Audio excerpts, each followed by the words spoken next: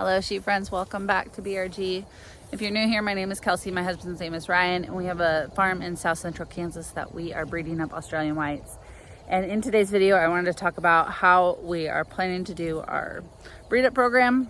Just kind of an overview. I had somebody, excuse me, email and ask, when are we going to be selling like our F1s and stuff, or what our plan is for that. I think they were possibly going to be breeding up sheep as well, and wanted to know what our plans were and see like what we're gonna do. So I was gonna make a video on this, but it just didn't fit fully. But our plan is 500 sheep, so that is kind of playing into like all of our long-term goals.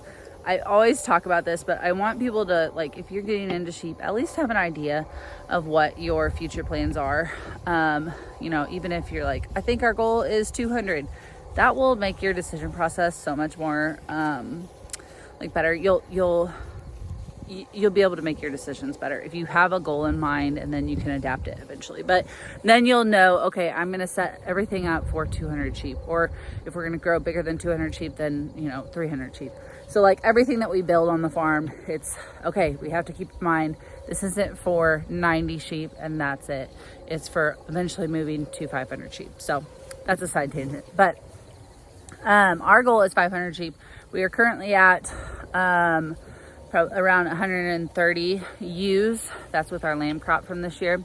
Obviously all of those won't breed in December, and so we won't get, you know, 130 lambs. But yeah, so what our plan is we have mostly like a Katahdin base, and then we do have a few F1s. But what we're planning on doing is trying as fast as we can. I made some videos on this. Like, we're not going to go out and buy sheep. We're not going to go be reckless, because we have long-term goals of breeding up these sheep to be hardy and stuff. We love our genetics that we already have, but as fast as we can, responsibly, we're going to try to work towards that 500 number. The income for the 500 is going to be able to you know, provide for our family. And so that is our ultimate goal, is to get to 500. It looks like I need to do another whole video on this, like our sheep math, but I think that's 2027, 2028 is when we should get to 500. Once we're at that 500 number, then I will go back and start taking out all the Katahdins, then taking out probably all the F1s, and moving my way up and up until we're only at F5s or full bloods, if that makes sense. I hope that does. So try to use what we have, not cull anything unless that it needs to be gone, because it's just a problem, but keep everything that we can to get to that 500 number, and then slowly start sending things off the farm. And it's cool, like, to think about that, because you're like, oh wait, you're gonna be selling stuff like things that you don't want. Well, it's things that I don't want anymore, because I'm working towards the goal of full Australian whites. It's not that those animals have done anything wrong, or that they're, you know, cull worthy. It's just that they are a Katahdin that has performed for me for you know, quite a few years, and I no longer need a Katahdin. Or same with an F1. Those F1s have performed for us, given us lambs, given us F2s, and we no longer need the F1s. So maybe if you guys want, I can make another whole video on like our culling process.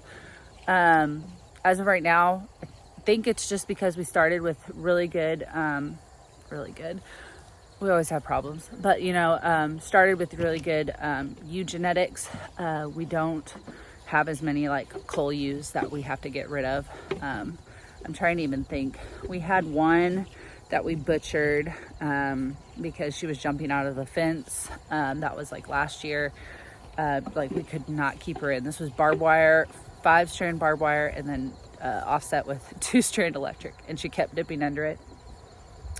She was terrible. Ate really good though. And then we had one that prolapsed, and we ended up butchering her on the farm.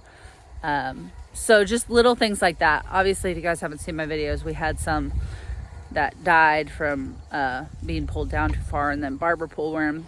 That was my bad, not their bad. I mean, was theirs, but it was mostly mine, and that's unfortunate. But yeah, those weren't like, I guess I could have sold them.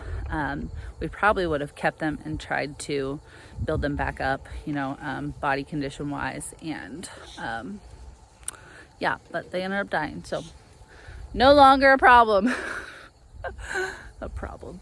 Okay, well, I hope that makes sense. If you guys have questions about it, let me know. Like I said, put them in the comments, or you guys can email me too, and we can do another video explaining more in depth. If you guys haven't seen my videos though, this is an F1 that, she's actually one of my older ones, but the amount of body size that they put on our Australian white cross, or yeah, our Australian white onto a Katahdin, really, really good. Our embryo transfers that we did, we only did one that was an F1, but she was a nice heavier set girl. We might be doing another whole embryo transfer, and I definitely want to go into more details on all the things embryo transfer, so be on the lookout for that and those videos, and ask your questions away, because we'll go more in depth this time than we did last time. So okay, I'll leave you guys. Thanks for watching. We'll see you later. Bye guys.